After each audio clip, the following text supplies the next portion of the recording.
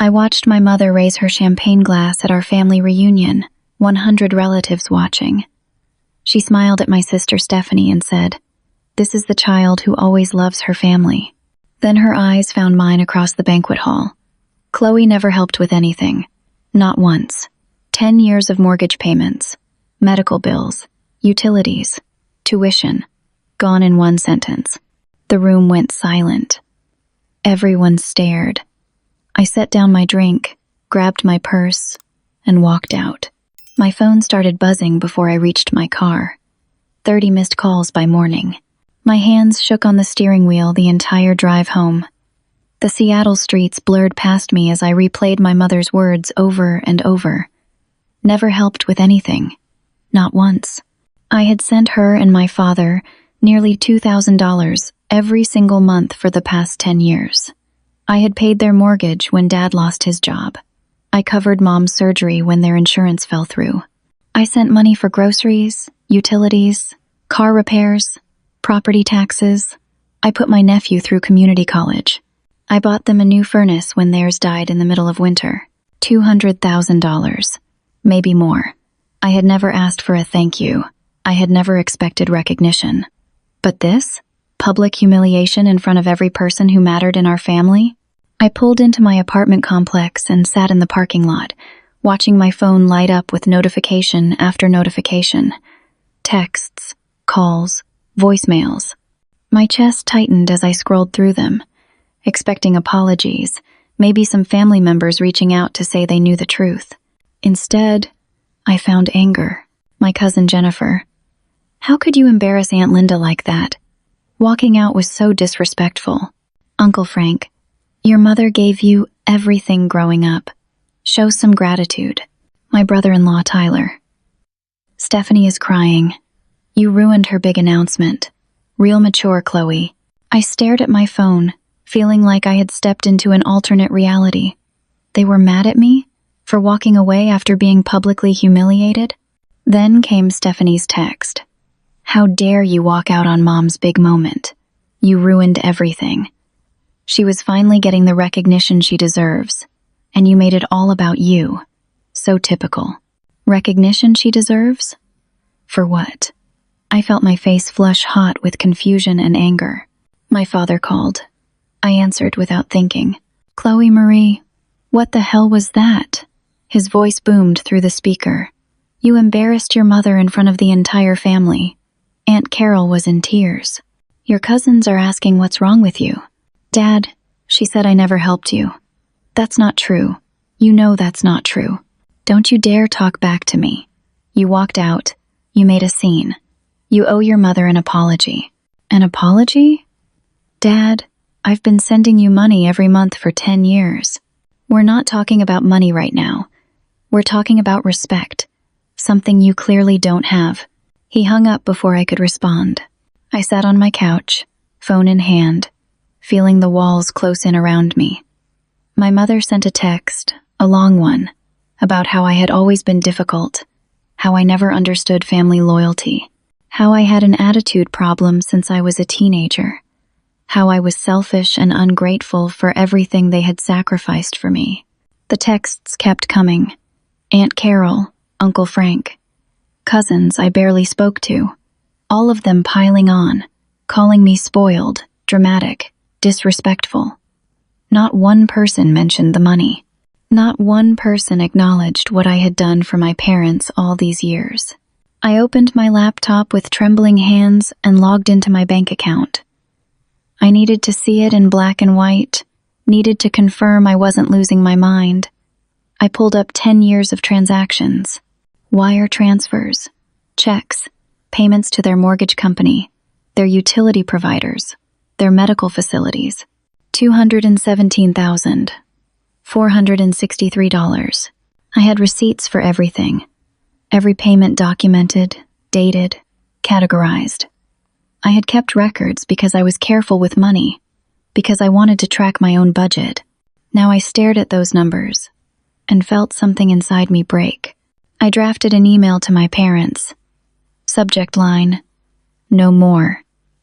I explained calmly, professionally, that I would no longer be providing financial support, that I had given them over $200,000 and never asked for anything in return except basic respect, that I deserved better than being called worthless in front of 100 people. My finger hovered over the send button. My phone rang. "Mom," I answered. "Chloe, you need to come to the house tomorrow morning, 10 o'clock. The whole family will be there. You're going to apologize in person for the scene you caused." "Mom, I'm not apologizing. You humiliated me." "I humiliated you? You walked out of a family event. You disrespected me in front of everyone. After everything we've done for you, this is how you repay us? What have you done for me? I've been supporting you financially for a decade." "Oh, here we go with the money again. Always about money with you, isn't it? You think money means you can treat people however you want? You think writing checks makes you a good daughter?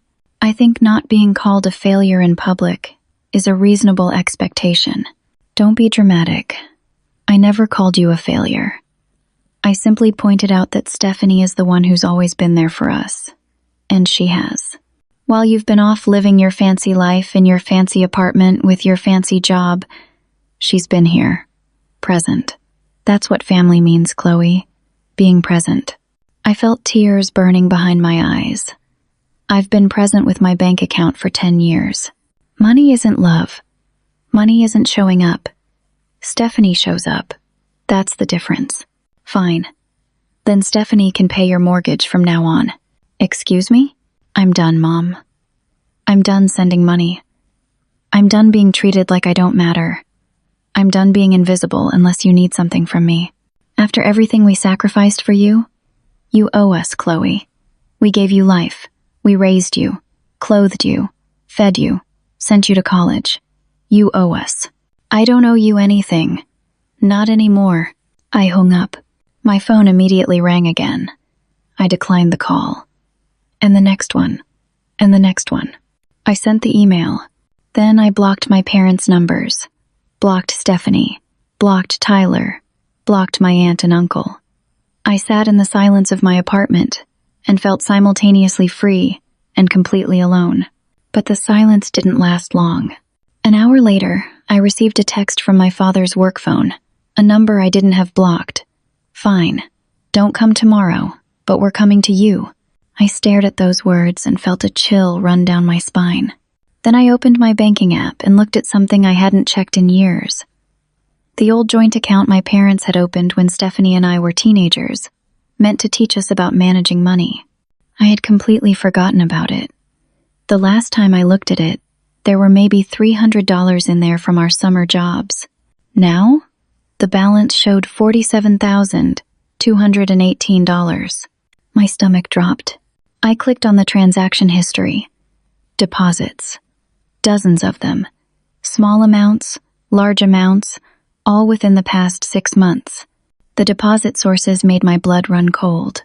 GoFundMe, family and friends, community support, and every single withdrawal was made by Stephanie. I scrolled further and saw something that made me feel sick. Checks written from the account. Checks with my name printed on them. Checks I never wrote. Checks made out to my parents' mortgage company, to medical billing departments, to utility companies. Stephanie had been writing checks from this account, using my name, making it look like I was receiving money and paying my parents with it. She had framed me. I didn't sleep that night. I sat at my kitchen table, laptop open, tracing every transaction in that joint account. The deposits started 6 months ago, right around the time Stephanie launched a GoFundMe page I knew nothing about.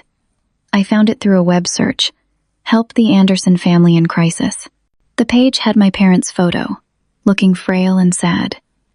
The description made me feel nauseous. Gerald and Linda Anderson are facing financial devastation after their daughter Chloe withdrew all financial support following a family disagreement. After years of helping Chloe get on her feet, they now face losing their home. Medical bills are piling up. They're barely making ends meet. Any help would be appreciated in this difficult time. The page had raised $49,000. $49,000 from strangers who thought they were helping my struggling parents. Strangers who thought I was a monster who abandoned them. The comment section was filled with messages of support for my parents and disgust for me. People I had never met, calling me heartless, cruel, a terrible daughter. Some comments mentioned Stephanie. Thank God they have one daughter who cares. At least Stephanie has a heart. I took screenshots of everything. The GoFundMe, the bank account, the checks. I didn't know what I was going to do with them, but I needed evidence. I needed proof that I wasn't crazy. I called in sick to work the next day. I couldn't face my office, couldn't pretend everything was normal. But by noon, I realized staying home was worse. The walls of my apartment felt like they were closing in. I needed to do something, be somewhere, feel normal. I decided to go in for the afternoon. I had a major client presentation scheduled for 2 o'clock anyway. Better to focus on work than sit at home spiraling. That was my first mistake. I pulled into the parking garage at 1:30 and rode the elevator up to the lobby of our downtown Seattle office building. The doors opened and I stepped out into chaos. My entire family was there. Mom, Dad, Stephanie, her belly showing the early stages of pregnancy. Tyler, standing beside her with his arm around her shoulders. Even Aunt Carol, wearing her church clothes like she was attending a funeral. They were loud. Mom was crying, actual tears streaming down her face. Dad was red-faced and yelling at the security guard. Stephanie was wailing, her voice echoing through the marble lobby. "That's her!" Stephanie shouted when she saw me, pointing with a shaking finger. "That's my sister, the one who stole from us." Every head in the lobby turned. My coworkers, building security, random people visiting other companies in the building. The receptionist at the front desk. Everyone stared. I froze by the elevator, my bag clutched to my chest. "Chloe!" My mother rushed toward me, her heels clicking on the floor. "How could you? How could you abandon us? After everything we've done for you?" "Ma'am, please." The security guard, a tall man named Marcus who I saw every morning, stepped between us. "You need to leave or I'll have to call the police." "I'm not leaving until my daughter explains why she stole our retirement money," Dad bellowed. I felt my face burn with humiliation. I could see my boss, Mark, standing by the elevators with his coffee, eyes wide. My colleague Jennifer was in the lobby too, pretending to check her phone but clearly listening to every word. "I didn't steal anything," I managed to say, my voice sounding weak and small. "Please, can we not do this here? Where else should we do it?" Stephanie moved forward, cradling her small bump like she was protecting it from me. "You won't answer our calls. You blocked us. You left us with no choice." "You have plenty of choices," I said, finding my voice. "You could tell the truth." "The truth?" Stephanie's eyes welled with tears. She was good at this, I realized. Really good. "The truth is that you took money from Mom and Dad's retirement account. We have proof." "That's a lie." "We have bank statements." Tyler pulled papers from his jacket pocket and waved them at the security guards. "She's been taking money for months, using it for herself while our family suffers." More people were gathering now. This was a spectacle. This was my nightmare. "Marcus, please," I said to the security guard. "Can you get them to leave? I work here. I have a presentation in 20 minutes. "I'm trying, Miss Anderson." Marcus spoke into his radio, calling for backup. Another security guard arrived, then another. They formed a gentle barrier, trying to guide my family toward the exit. But Mom collapsed onto the floor. Actually collapsed, wailing about how I had broken her heart. Stephanie knelt beside her, sobbing. Dad shouted about his rights as a citizen to speak to his daughter. It took 15 minutes to get them out of the building. 15 minutes of my professional life crumbling while I stood there, shaking, unable to do anything but watch. When they were finally gone, the lobby fell silent. Everyone stared at me. I could feel their judgment, their curiosity, their shock. "I'm sorry," I whispered to no one in particular, and walked quickly toward the elevators. My presentation was a disaster. I stumbled through the slides, my mind replaying the lobby scene over and over. The clients looked uncomfortable. Mark looked concerned. I wrapped up early, apologized, and retreated to my office. At 4 o'clock, I was called to HR. Patricia, the HR director, sat behind her desk with her hands folded. Mark was there too, looking apologetic. "Chloe, we need to talk about what happened in the lobby today," Patricia began. "I'm so sorry.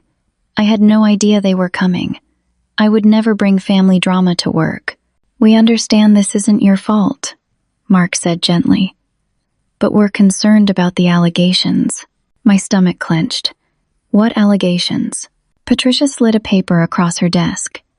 It was an official complaint, filed with building security and copied to our HR department. Filed by Stephanie Anderson, claiming that I, Chloe Anderson, had been embezzling from my family's retirement accounts and using company resources to hide my financial crimes. "This is insane," I breathed. "None of this is true." "We'd like to believe that," Patricia said, "but we need to investigate. Do you have any documentation that can help us understand the situation?" I pulled out my phone with shaking hands and showed them my bank records. 10 years of transfers to my parents, every payment documented.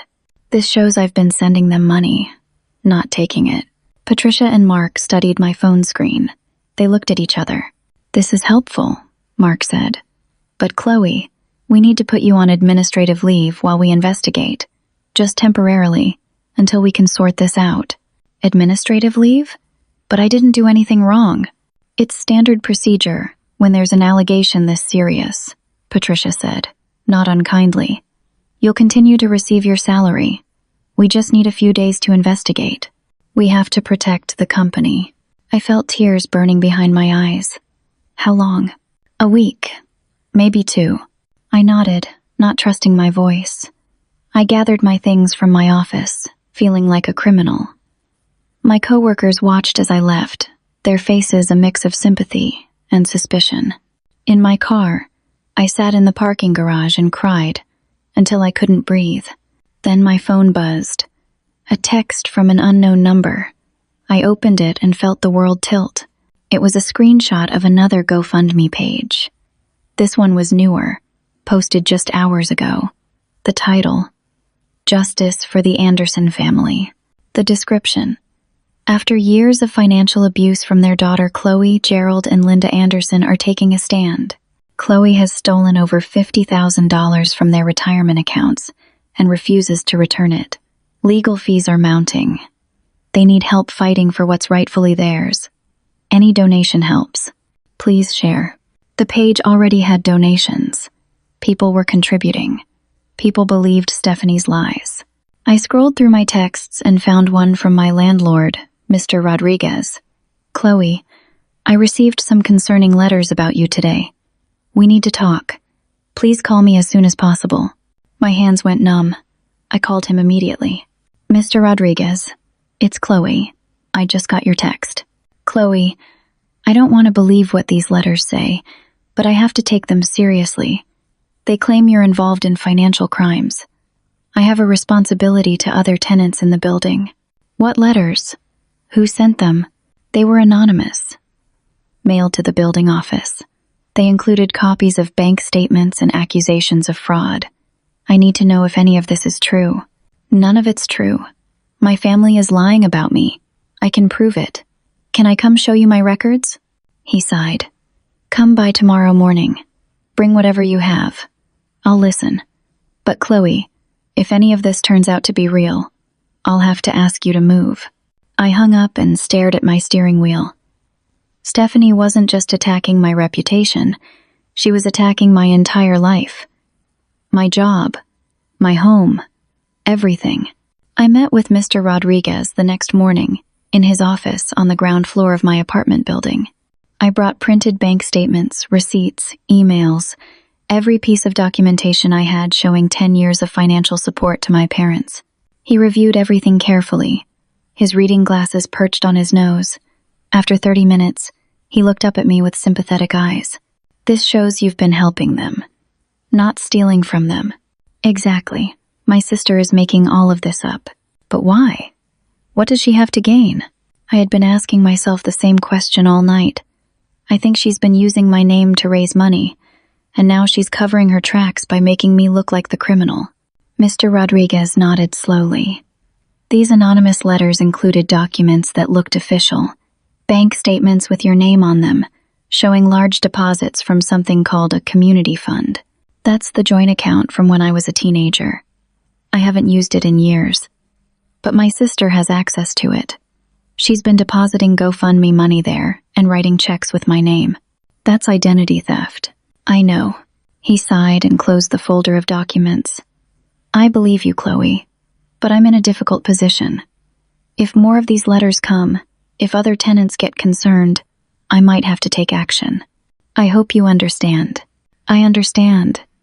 Thank you for listening. I left his office feeling slightly better, but knowing this was far from over. Over the next few days, the smear campaign intensified. My gym membership was suddenly canceled. When I called to ask why, the manager said they had received multiple complaints about my character and didn't feel I was a good fit for their community values. My car insurance company flagged my account for review after receiving an anonymous tip about potential fraud. Friends from college sent me confused messages asking about social media posts they had seen. I checked Stephanie's Facebook. She had posted a long, heartfelt status about how her family was suffering because of a family member's betrayal. She didn't name me specifically, but everyone knew. The post had been shared over 200 times. The comments were brutal. "This is so sad. Families should stick together. I can't believe someone would do this to their own parents. Your baby is blessed to have you as a mother. At least you know what real love is." My phone rang. It was Diana Brooks, an attorney a friend had recommended when I first reached out for help. We had spoken briefly, but I couldn't afford her retainer at the time. "Miss Anderson?" "Diana Brooks. I've been following your situation. I think we need to talk. I still can't afford you. I'm willing to work out a payment plan. What your sister is doing is defamation, and it's escalating. You need legal representation before this gets worse." I met her that afternoon at her downtown office. Diana was in her 50s, sharp-eyed and professional. She listened to everything, reviewed my documentation, and made notes on a yellow legal pad. "This is bad," she said finally, "but it's also actionable. Your sister has committed multiple crimes: identity theft, fraud, defamation. The question is whether you want to pursue this criminally or handle it civilly. I just want it to stop. I want my life back. Then we need to send cease and desist letters immediately. To your sister, your parents, anyone spreading false information. We document everything, and if they continue, we file a lawsuit." "How much will this cost?" She named a figure that made my stomach drop. I had savings, but legal fees would drain them fast. "I'll do it," I said. "I don't have a choice." Diana sent the letters within 2 days. The response was not what I hoped for. My mother called Diana's office directly, leaving a voicemail that Diana played for me. Mom's voice was venomous. "Tell my daughter that if she thinks she can threaten us with lawyers, she's got another thing coming. We're the victims here. She's the criminal, and we're going to make sure everyone knows it." Then came the call from my former boss, Mark. "Chloe, I need to give you some difficult news," the investigation concluded. "HR found no evidence of wrongdoing on your part." "That's good news, right?" "Yes and no. While you're cleared of any professional misconduct, the company has decided not to bring you back. The situation with your family created what they're calling a hostile work environment.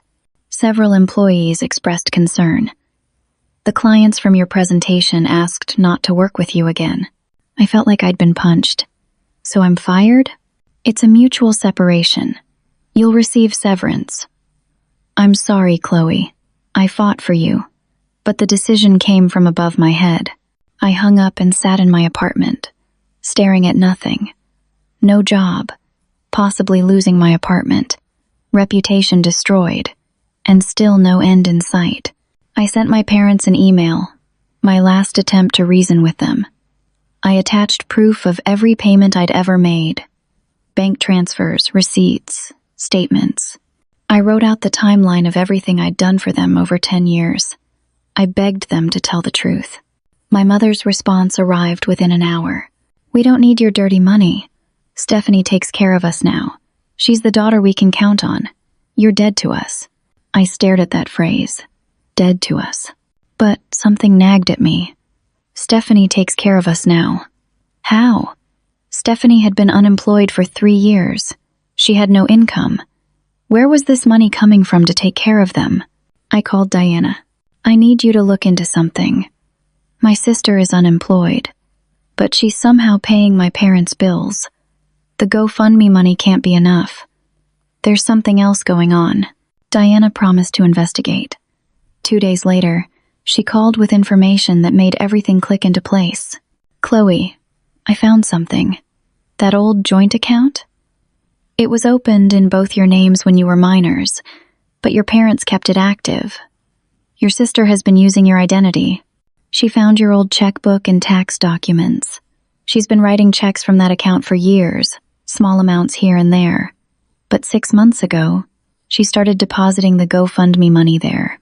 She's created a paper trail that makes it look like you've been receiving money under false pretenses.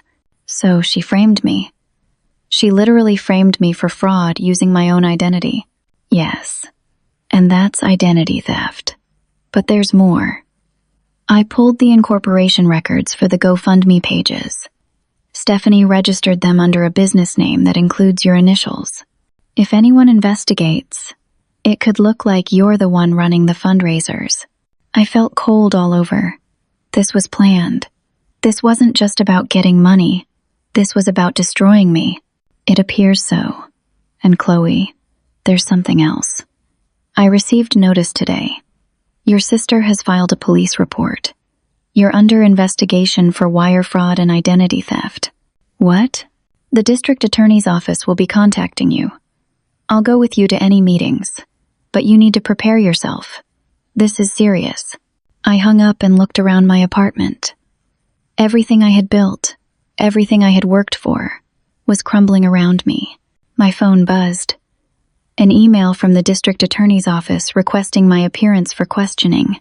I sat across from Detective Sarah Williams in a small gray interrogation room at the Seattle Police Department. My attorney, Diana Brooks, sat beside me.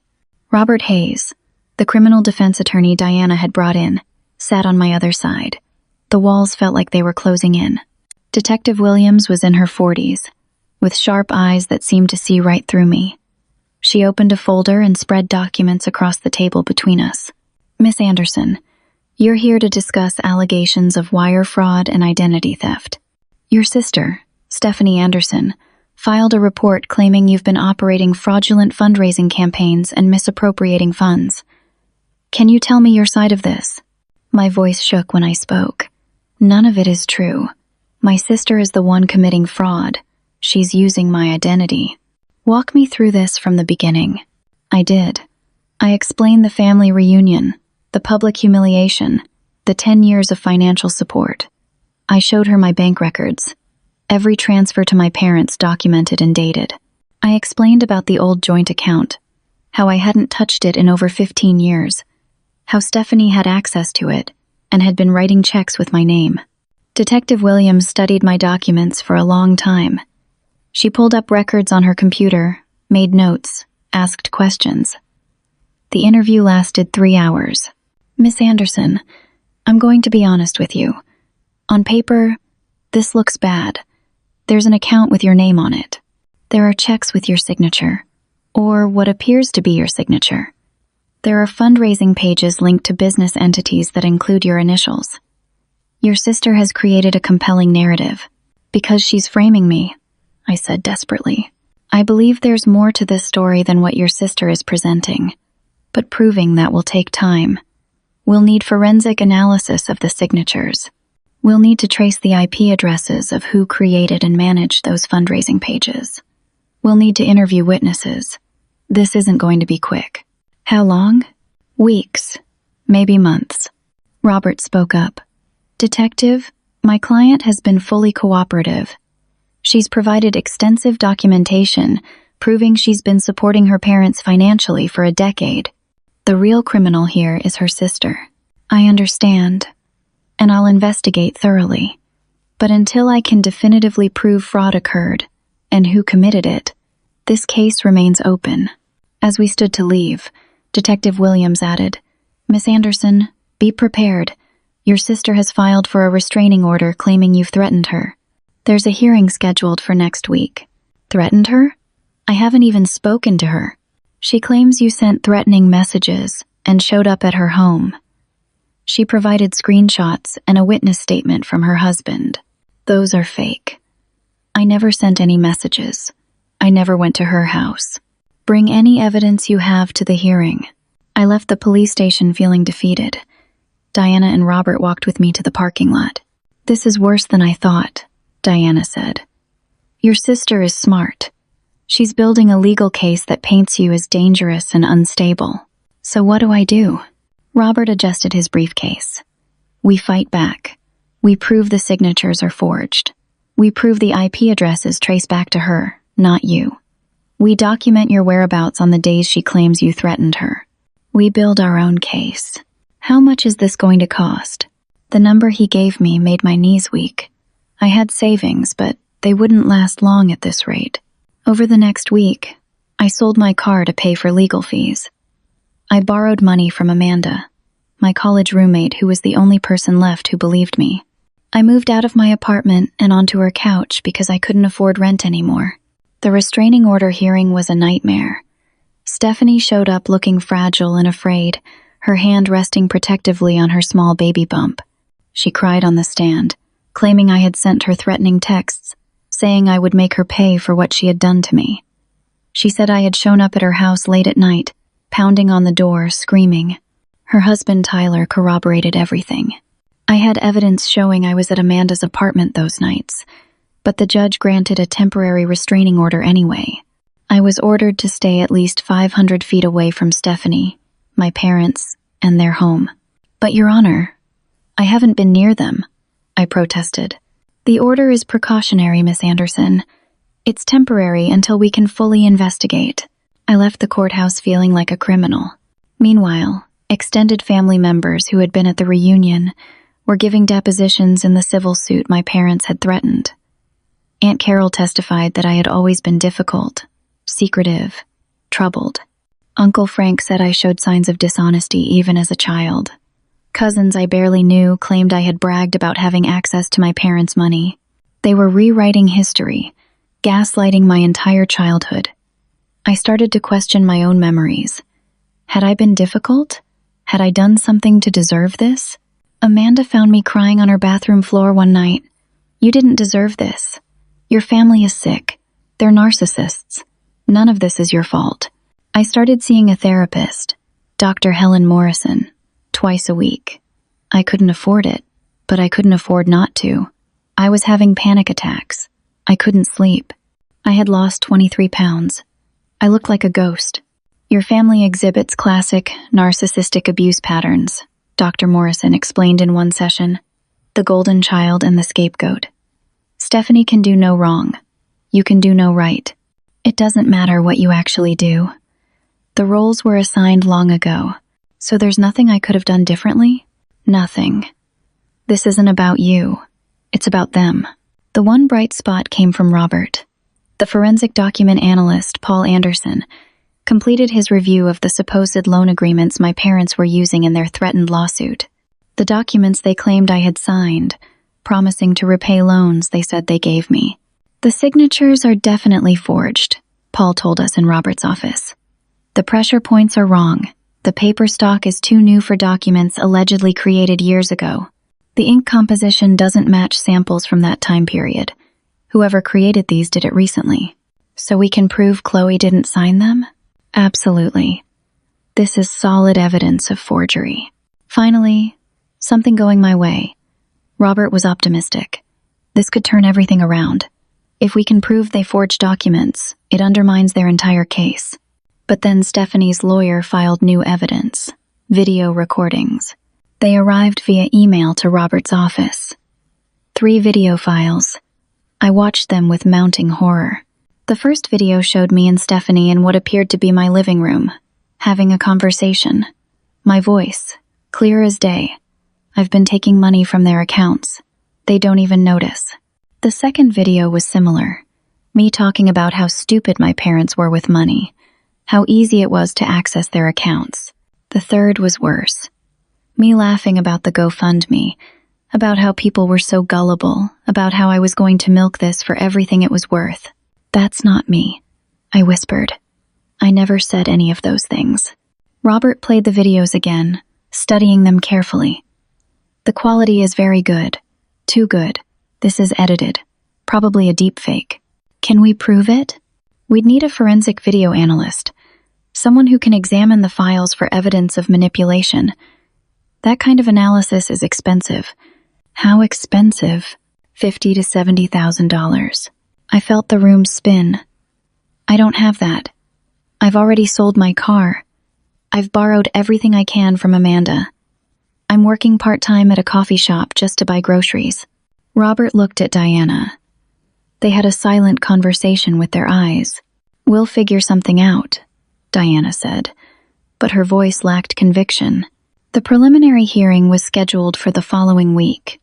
The judge reviewed the forensic analysis of the forged documents, which should have been great for us.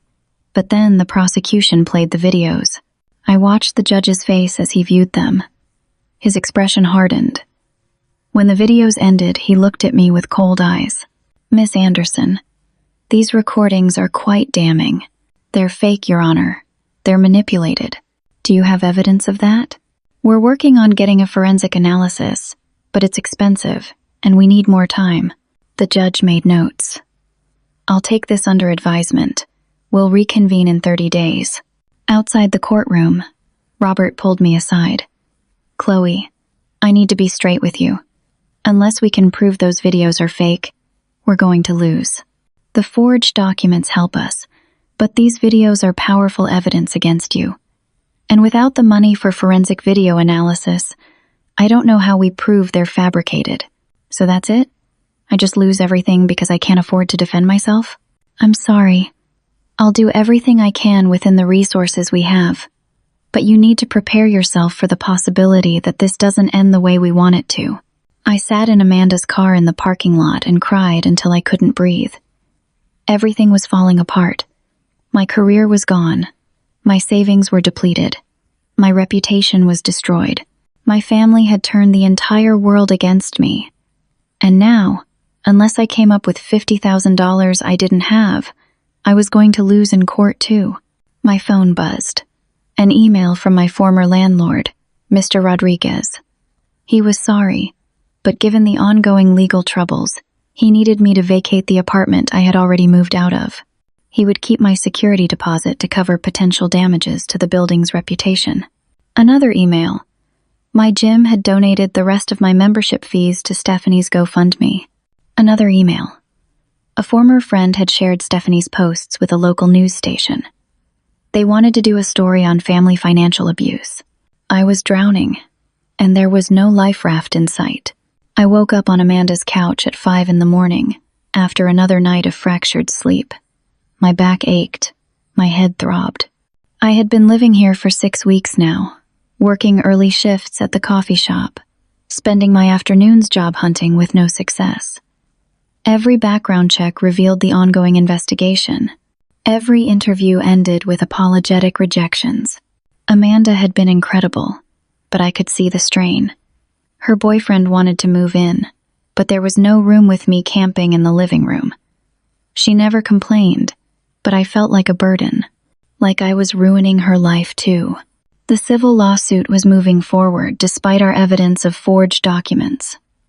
My parents had found a lawyer willing to take their case on contingency, betting on a settlement. Their lawsuit claimed $250,000 in damages for what they called financial elder abuse. The criminal investigation was still open. Detective Williams was trying, I could tell, but the deepfake videos were convincing. Without forensic analysis proving they were fabricated, they stood as evidence against me. I checked my bank account. $412 left. I had court fees due next week. Rent to Amanda that I insisted on paying even though she refused it. Groceries. gas for her car that she let me borrow. Robert had called yesterday with news about the forensic video analysis. He had found a cheaper option, an analyst willing to do it for $35,000 instead of $50,000. Still impossible for me. I pulled on my coffee shop uniform and drove to work in Amanda's old Honda. The morning shift was busy, which was good. I didn't have time to think when I was making lattes and ringing up pastries. My coworkers knew something was wrong but didn't pry. I was grateful for that. During my break, I sat in the back room and checked my email. My lawyer, Robert, had sent over the deposition schedule for the lawsuit. Aunt Carol was scheduled for next week. Uncle Frank the week after. They were going to testify about my character, about loans my parents supposedly gave me when I was struggling after college. More lies, more gaslighting. My parents never loaned me money. I paid my own way through graduate school, lived in a tiny studio apartment, ate ramen for months. They never helped me. But now they were creating a narrative where I was the ungrateful child who took everything and gave nothing back. I had another therapy session with Dr. Morrison that afternoon. I used my break to drive there, knowing I couldn't really afford it but needing it to stay sane. "How are you sleeping?" she asked. "I'm not." "Eating?" When I remember, she studied me with concern. "Chloe, I'm worried about you. Your stress levels are dangerous. Have you considered what happens if you don't win this case? Every minute of every day. And, I don't know, bankruptcy, I guess. Maybe move away. Start over somewhere else with a new name. Is that what you want?" "I want my life back. But that's not happening, is it?" She didn't answer, which was answer enough. That evening, I returned to Amanda's apartment to find her sitting at the kitchen table with mail sorted in front of her. She looked up when I came in, and her face was sympathetic. "One of these is for you." She handed me an official-looking envelope. District Attorney's Office. I opened it with shaking hands. The criminal investigation was being referred to a grand jury. They would determine if there was enough evidence to indict me on fraud and identity theft charges. I sat down heavily. This is really happening. We'll fight it. You have Diana and Robert. I can't pay them anymore, Amanda. I'm tapped out. I've taken everything from you already. You haven't taken anything. I'm helping because you're my friend. I'm a burden. You're not. But Chloe, I think you need to consider your options. What if you lose? What if they convict you? Then I go to prison for something I didn't do while my sister gets away with everything. My phone rang. I didn't recognize the number but answered anyway. Miss Anderson? This is Tyler's ex-girlfriend, Melissa. We met once at a family thing years ago. I need to talk to you about something important. I put her on speaker so Amanda could hear. What is it? I heard about what's happening with your family, the lawsuit and everything. Tyler left some stuff at my apartment when we broke up 2 years ago. I was going through boxes last week and found a hard drive. I plugged it in and saw video files. Raw video files. Of you. My heart started pounding. What do you mean? The videos aren't real, Chloe. I have the original files, the ones before Tyler edited them. I worked in video production too, before I switched careers. I know a deepfake when I see one. He took real videos of you from family gatherings and manipulated them, changed what you were saying, made it look like you were confessing to things. I have proof. I couldn't breathe. Why are you telling me this? Because Tyler is a manipulative jerk who ruined my life too. And because what they're doing to you is evil. I want to help. Would you be willing to testify? To give the hard drive to my lawyers? Yes. But I need protection. Tyler can be dangerous when he doesn't get his way. And your sister is crazy. I need to know I'll be safe. I'll have my attorney contact you. Thank you, Melissa. You have no idea what this means. I hung up and looked at Amanda. For the first time in weeks, I felt a spark of hope. This could change everything, Amanda said. I called Robert immediately. He answered on the second ring. Robert, I found someone who has the original video files. Tyler's ex-girlfriend. She's willing to testify and provide evidence. This is excellent news. But Chloe, we need to move fast. The grand jury convenes in 2 weeks, and we still need to get those files analyzed to prove they're authentic originals. That's going to cost money. The hope flickered and died. How much? Maybe $10,000 for a rush analysis. Plus, we'd need to pay for Melissa's security if she's concerned about retaliation. Another few thousand. I did the math. Impossible. I don't have it. I know. Let me make some calls. Maybe I can find someone willing to do it pro bono, given the circumstances. We hung up. I sat on Amanda's couch and put my head in my hands. My phone rang again. Dad's work number. I answered without thinking. Hello? Chloe. His voice was different, soft, apologetic, sad. It's Dad. I waited. Your mother and I have been talking. We miss you. This has gone too far. My heart squeezed painfully. Really? Really? We never wanted it to get this bad. The lawyers, the courts, all of it. It's tearing the family apart. Then drop the lawsuit. Tell the truth. We want to work things out. But there's a condition. Of course there was. What condition? Come to the house. Sunday afternoon. Just family. No lawyers. Let's sit down and talk this through. We can make this right. Dad, I don't know. Please, Chloe. Let us fix this. Let us be a family again. I wanted to believe him so badly. After everything, after all the pain, I wanted my father back. I wanted my mother back. I wanted Sunday dinners and holiday gatherings and normal, boring family arguments about politics instead of this nightmare. I'll think about it. That's all I ask. I'll text you the details. I love you, Chloe. He hung up before I could respond. Amanda had been listening. Don't go. It's a trap. What if it's not? What if they really want to end this? After everything they've done? After the lies, the lawsuit, the videos? Chloe, they've tried to destroy you. But what if they've realized how far it went? What if they want to stop? Dr. Morrison said the same thing in our next session. This sounds like a manipulation tactic. Narcissists often do this. They push and push until you're broken. Then they offer comfort so you'll come back under their control. So I just say no? I just give up on ever having a family again? You deserve a family. But you deserve one that loves you, not one that abuses you. But I couldn't let it go. The hope was too tempting. The possibility that this could end, that I could have my family back, that maybe they did feel guilty. Maybe they did want to make amends. I texted my dad. I'll come. Sunday at 2. His response was immediate. Thank you. This means everything. Sunday morning, I woke up with a knot in my stomach. Amanda tried one more time to talk me out of it. At least bring your phone recording. Document everything. If I go in there recording, they'll know I don't trust them. This has to be good faith. Good faith? Chloe, they destroyed your life. I know, but I have to try. I drove to my parents' house in Bellevue. The neighborhood looked the same. Their house, the house I had paid the mortgage on for years, sat at the end of a cul-de-sac. My mom's roses bloomed in the front yard. I parked on the street and walked to the door. Before I could knock, it opened. Dad stood there, looking older than I remembered. Come in. I stepped inside and froze. The living room was full. Mom, Stephanie, her belly larger now, Tyler, Aunt Carol, Uncle Frank, 2 cousins whose names I had forgotten. What is this? I asked. Family intervention, Mom said, standing by the fireplace.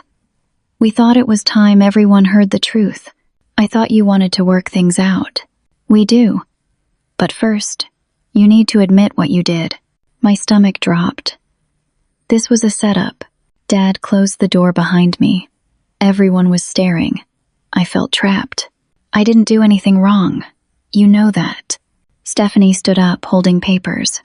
Then explain these. Withdrawal records from the account. Your signature. Those aren't my signatures. They're forged. Then explain the videos. Explain why you confessed to fraud. Those videos are fake. They're deepfakes. Tyler made them. Tyler laughed. You're delusional. I have proof. Tyler's ex-girlfriend has the original files. She's going to testify. The room went silent. Tyler's face paled.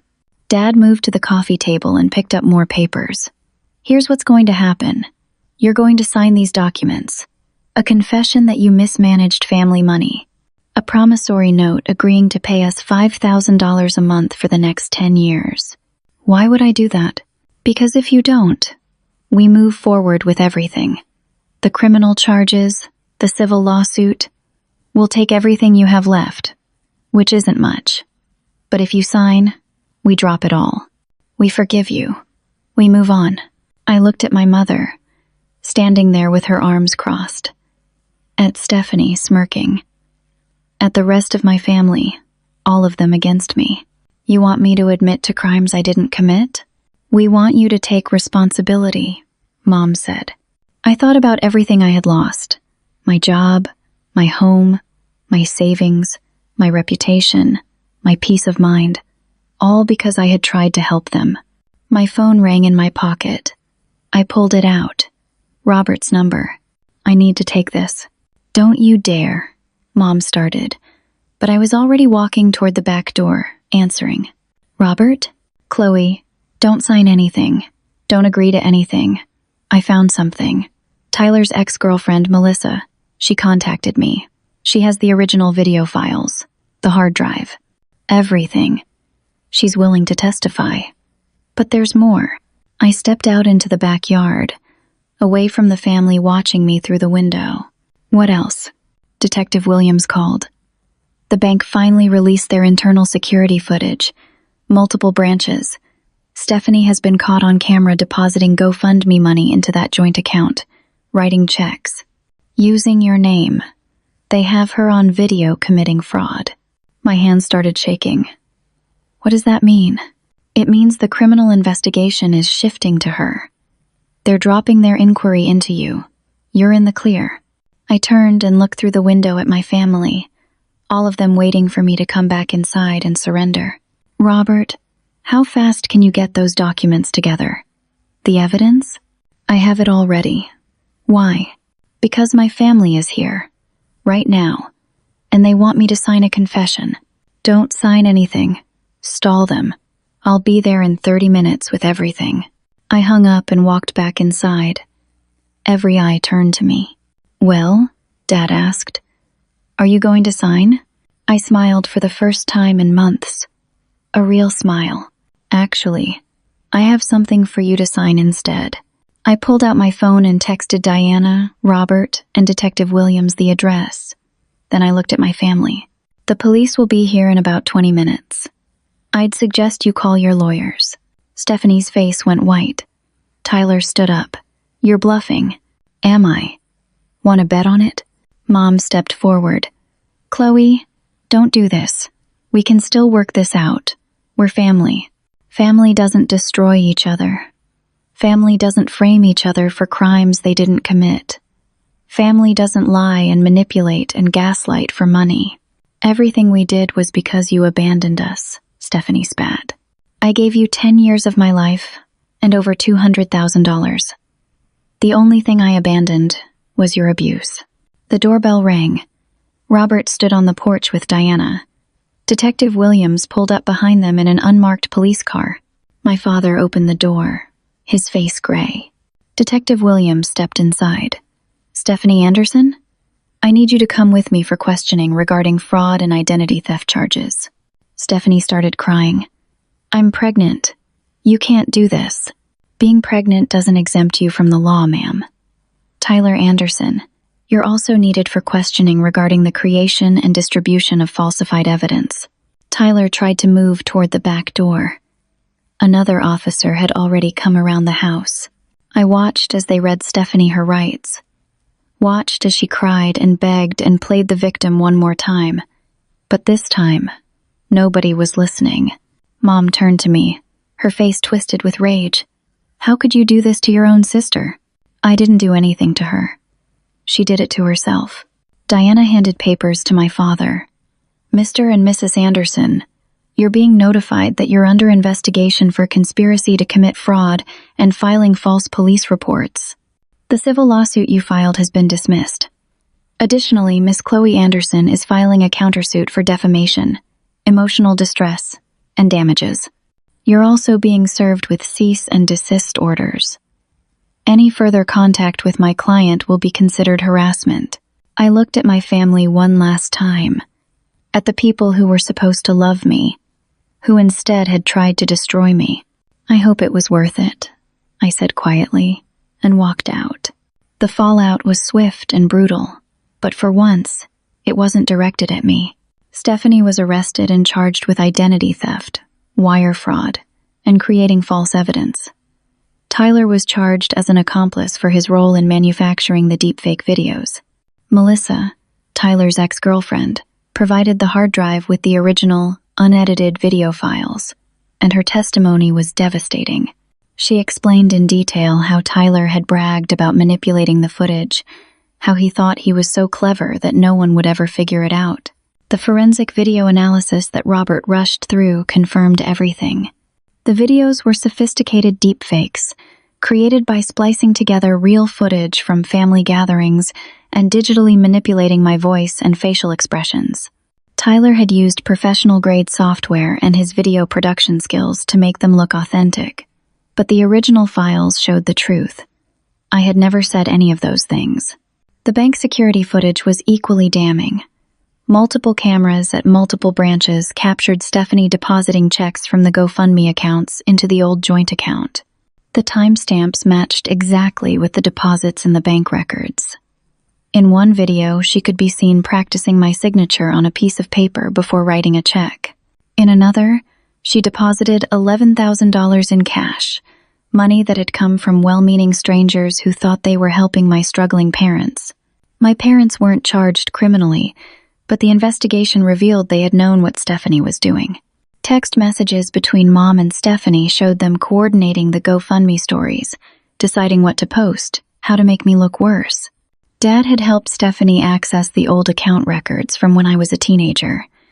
They were willing participants in the fraud, even if they weren't the primary architects. The civil lawsuit they had filed against me was dismissed with prejudice, meaning they could never refile it. The judge was not kind in his ruling. He wrote that the evidence showed a pattern of coordinated harassment and defamation against me, and that my parents' claims were not just unfounded but malicious. Diana filed our countersuit within days. We sued Stephanie, Tyler, and my parents for defamation, intentional infliction of emotional distress, fraud, and abuse of process. The amounts we asked for were substantial, not because I wanted to bankrupt them, but because I wanted justice. The trial took 6 months to get to court, but when it did, it was conclusive. Melissa testified. The forensic experts testified. Detective Williams testified about the bank footage and the evidence of fraud. Robert presented my bank records showing 10 years of financial support, every payment documented and dated. The jury deliberated for less than 3 hours. They found in my favor on every count. Stephanie was ordered to pay restitution of $78,000, the amount she had fraudulently raised through her GoFundMe campaigns. She was sentenced to 18 months of probation and 300 hours of community service. She had to make public statements on all her social media platforms, retracting her lies and admitting the truth. Those posts, required by the court, received thousands of comments. Most of them were not sympathetic. Tyler faced criminal charges separately. He was convicted of creating false evidence and was sentenced to 2 years of probation and a fine. His video production career, what was left of it, evaporated overnight. No one wanted to hire someone who had used their skills to create deepfakes for fraud. My parents were ordered to pay my legal fees, which totaled nearly $60,000. They were also ordered to issue a public apology, in writing, admitting they had lied about me, and acknowledging that I had financially supported them for years. They were required to post this apology in the local newspaper and on their social media accounts. The judge also awarded me $100,000 in damages for emotional distress and defamation. It wasn't about the money, though the money certainly helped. It was about validation. It was about someone in authority saying, "You were wronged. What they did was terrible, and you deserve compensation." GoFundMe shut down all of Stephanie's campaigns and refunded the donors. The platform issued a statement about taking fraud seriously and improving their verification processes. Some of the donors reached out to me directly to apologize. Most didn't, but that was okay. The extended family members who had testified against me, who had called me troubled and dishonest, who had rewritten my childhood to paint me as a problem child, were conspicuously silent after the verdict. Aunt Carol deleted her Facebook account. Uncle Frank never spoke to me again, but then I never wanted him to. A few cousins reached out to apologize. They said they had believed what they were told, that they were sorry for not questioning the narrative. I accepted their apologies but kept my distance. Trust, once broken so completely, is nearly impossible to rebuild. The best part of the aftermath was watching my reputation heal. The local news station that had wanted to do a story on family financial abuse did one, but the angle changed completely. They interviewed me about being a victim of identity theft and family manipulation. They featured Melissa as a hero who came forward with evidence. The story went somewhat viral, shared thousands of times, and suddenly people understood what had really happened. My former employer reached out. Mark, my old boss, called personally. Chloe, we made a terrible mistake. We let the optics override the facts. I'd like to offer you your position back, with a raise and a formal apology. I thought about it for exactly 3 seconds. Thank you. But no, I'm happy where I am now. Because I was. 3 months after the verdict, I had found a new job at a better company. A tech startup in Seattle that valued innovation and integrity. My new boss, Jennifer, had done her due diligence and found the truth about what happened to me. She hired me because of my skills, but also because she respected how I had fought back against injustice. The job paid more than my old one. The culture was healthier. My coworkers became friends. I was thriving in ways I never had before, because I wasn't carrying the weight of my family's expectations and abuse. I moved into a new apartment, a beautiful 1-bedroom with a view of the Sound. Amanda helped me move in, and we christened the place with wine and pizza and laughter. She had become more than a friend. She was my sister, the real kind, the kind who showed up when things were impossible and never left. I knew you'd get through this, she said, toasting me with her glass. I wouldn't have without you. Yes, you would have. You're stronger than you know. I started therapy regularly with Dr. Morrison, not because I was broken, but because I was healing. We worked through the trauma of what my family had done. We unpacked the patterns of narcissistic abuse I had endured my whole life without recognizing it. We talked about boundaries and self-worth and how to build healthy relationships. You spent 10 years trying to buy their love, Dr. Morrison said in one session. But love isn't for sale. Real love is freely given. What your parents wanted wasn't your love. It was your servitude. I know that now. Do you really? Or are you still hoping they'll change? I thought about that. 6 months ago, I would have said I hoped they'd realize what they'd done, that they'd apologize sincerely and want to make amends. But now? No, I said honestly. I'm not hoping for that anymore. They are who they are. They won't change. How does that feel? Sad, but also freeing. And it was. Accepting that my biological family would never be what I needed them to be was painful, but it was also liberating. I stopped waiting for their approval. I stopped hoping for their love. I stopped defining my worth by their treatment of me. I built a new family instead. Amanda was the core of it, but I added others. Friends from work. People I met through a book club I joined. My therapist, in a professional way. Robert and Diana, who had fought so hard for me, became friends after the case ended. I started dating again, carefully. I met someone through Amanda, a guy named Chris, who worked in renewable energy and had kind eyes. We took it slow. He knew about my family situation and never pressured me to reconcile with them. He understood that sometimes walking away is the healthiest choice. 7 months after the trial, I received a letter from my mother. It came to my new address, which meant someone had given it to her. I held the envelope for a long time before opening it. The letter was long, handwritten, full of words about family and forgiveness and moving forward. She wanted to meet for coffee. She wanted to talk. She said she missed me, and that maybe we could find a way past all of this. I read it twice. Then I threw it away.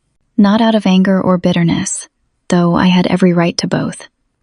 I threw it away because I recognized the manipulation. She never once said she was sorry for what she had done. She never acknowledged the lies, the fraud, the destruction of my life.